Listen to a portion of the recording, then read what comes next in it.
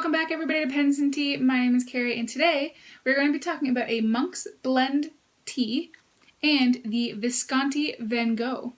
So this Monk's Blend tea, once again, is in a sample size version of kind of a pre-packed for you, but you can get it loose leaf, and it will be $11.50 per 50 grams. The reason why it is a little bit more expensive than the others is because it's actually a blend of two different types of tea. So it's half white tea and half oolong tea. And oolong tea, well, and white tea, to be honest, tend to be more expensive than an herbal blend, black tea blend, green tea blend, just kind of like on the whole. So that's why it's a little bit more. White tea tends to be a little bit more delicate flavor, whereas oolong tends to go more towards like the rich, kind of creamier side of textures and flavors. If I drop the tea. So this is kind of an interesting mix between them. It says, with jasmine pearls and milk oolong, this luxurious mix is inspired by the classic tea blends enjoyed by monks in rural China. Delicately perfumed and lightly creamy, it is pure heaven in a cup. Their descriptions are always hilarious. But anyways, it's odd. I don't dislike it, but I don't absolutely love it. It's very floral. So jasmine is definitely going to be the main note that kind of hits you right away. And you get a little bit more of that like oolong creamy, like kind of under flavor there, as you swallow. But floral is definitely the main kind of note that I get right away from this guy. I mean, the ingredients are white tea, milk oolong tea, jasmine green tea pearls, natural milk, and natural milk flavoring. I don't know. This is one of the hardest teas I've ever tried. I think that I've had to pin down whether or not I enjoy it. And I think I've had it a few times now just because I can't make up my mind. If you really, really enjoy white tea, then I think you'll enjoy it more than if you hate white tea but you prefer oolongs. I don't know. I don't know whether I can recommend this or whether I can't. If anything, try a sample of it or try like to have it made in store. I don't know if I would recommend picking up an entire 50-gram pack of this stuff without having tried it, because I feel like this is going to be one of those teas where you either really like it or you really don't. If you're going to like a lot of sugared teas, sweeter teas, more of like a black tea kind of thing, you're gonna hate this.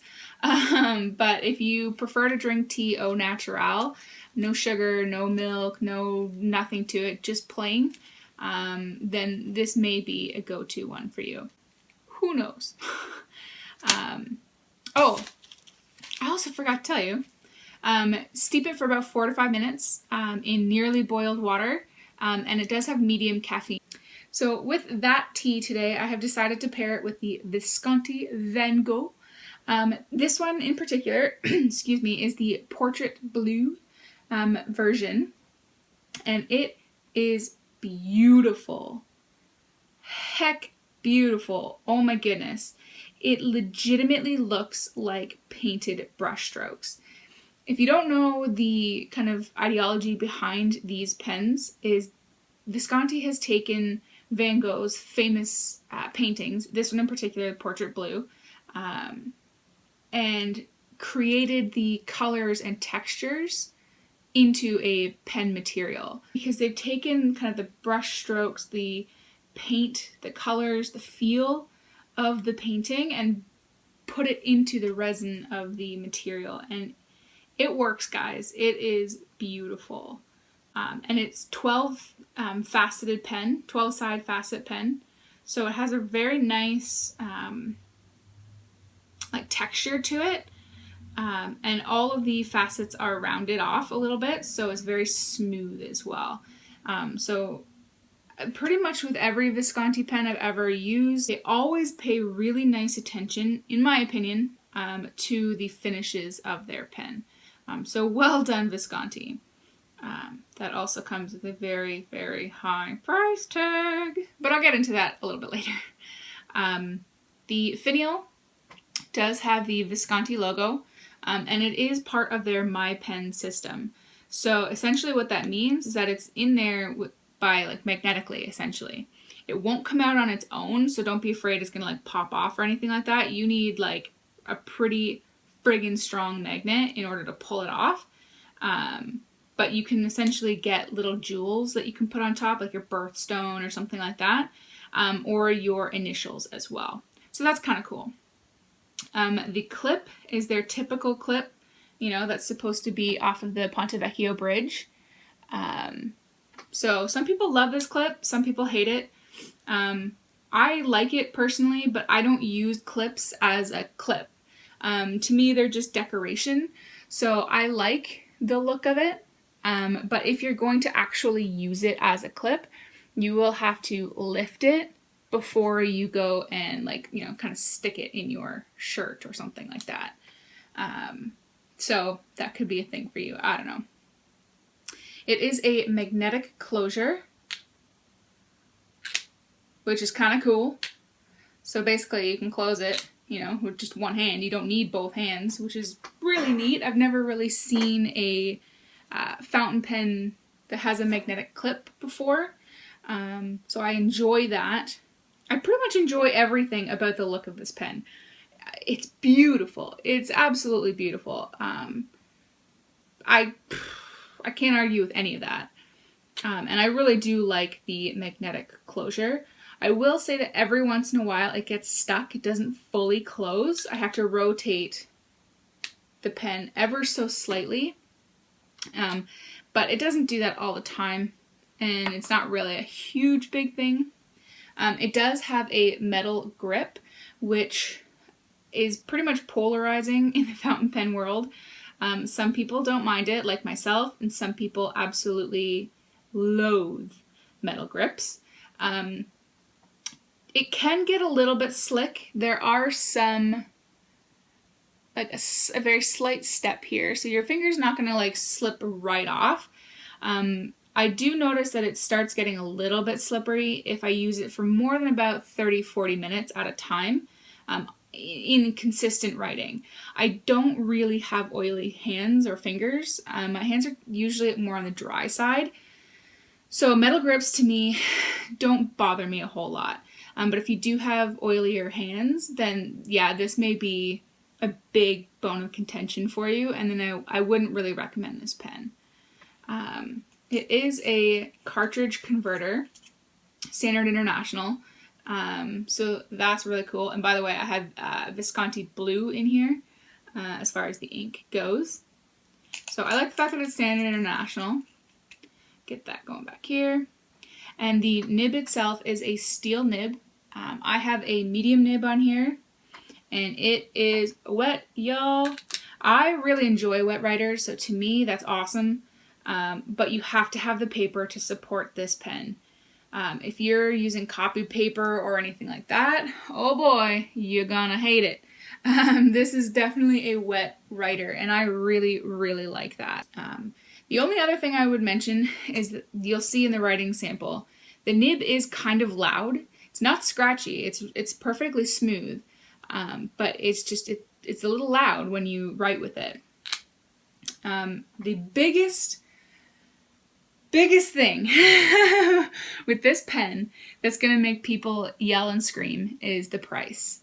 This is a very expensive pen. So US dollars is $231 retail price. The Canadian equivalent to that right now is $296. That is far too expensive, in my opinion, for a steel nib pen. But you're also paying for the name, so like a Pelican or a Mont Blanc, you're paying for that Visconti name, and you're paying really for the amount of work that it takes to do the facets and the unbelievably gorgeous material. Like, I am happy that I own this pen. I like this pen a lot. But that price, you really have to decide whether or not it's worth it for you, because it's steep. But, like I said, you're getting a little bit for that. let's jump into the writing sample and I'll show you what the nib on this guy can do. I did also forgot to mention that you can post this pen. You just push to post, but it becomes quite back heavy if you do that. Just FYI. Otherwise, it's very well balanced.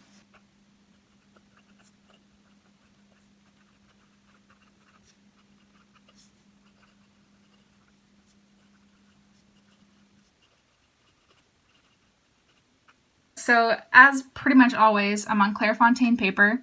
Like I said, medium Visconti steel nib with Visconti blue ink. Like I said, this nib is loud. So you're definitely going to be able to hear it, but it's super smooth. A little bit of feedback, just a little bit. Enough to know that your pen is moving across the page, but not enough to even remotely come close to like scratchy or anything like that. You can definitely reverse write. And it's pretty much feels the same, to be honest, whether it's up or down. Very smooth. You'll get slightly more feedback this way than when writing like normal, but it's still pretty darn good.